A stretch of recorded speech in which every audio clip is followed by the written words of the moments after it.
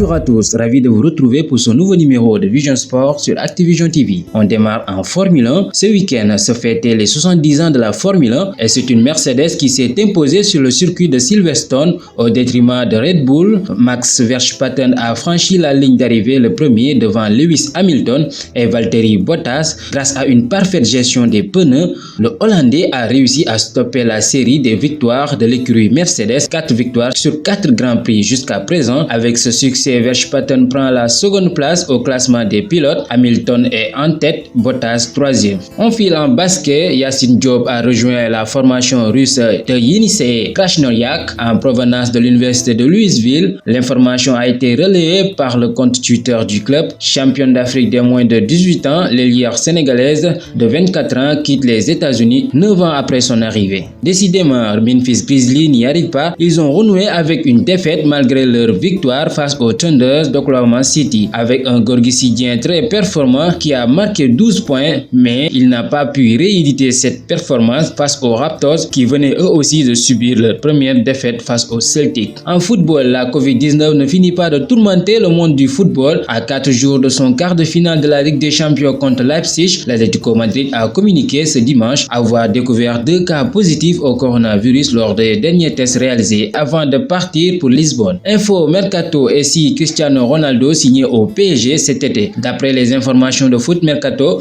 le Portugais pourrait rejoindre la capitale française lors de ce mercato estival. Son bilan individuel reste toujours au top, mais collectivement, c'est une autre histoire. Et cela commence sérieusement à agacer le quintuple Ballon d'Or qui pourrait envisager de prendre ses valises pour Paris. Keita Baldé va devoir quitter le Rocher s'il veut avoir du temps de jeu, pas dans les plans de Niko Kovac, auteur de 21 matchs, 4 buts et 4 passes décisives la saison écoulée. L'attaquant sénégalais fait partie des joueurs qui feront l'objet de dégraissage à l'AS Monaco. Keita Baldé envisage de changer d'air et plaît à un grand club espagnol. Il s'agit du FC Valence. Le club tchèque serait d'ailleurs en contact avancé avec l'entourage du Sénégalais. Gil Vicente, un club de D1 Portugal, a rendu officiel ce dimanche l'arrivée de Souleymane Aw dans son effectif. Le latéral gauche de 21 ans s'engage jusqu'en 2023. Du côté de l'Angleterre, les Hornets veulent faire du transfert d'Ismaïla Sarr une vente aux enchères courtisée par Liverpool et Crystal Palace. Watford, qui va évoluer la saison prochaine en Championship, a fixé le prix de l'attaquant à 44 millions d'euros. On termine en lutte traditionnelle avec frappe.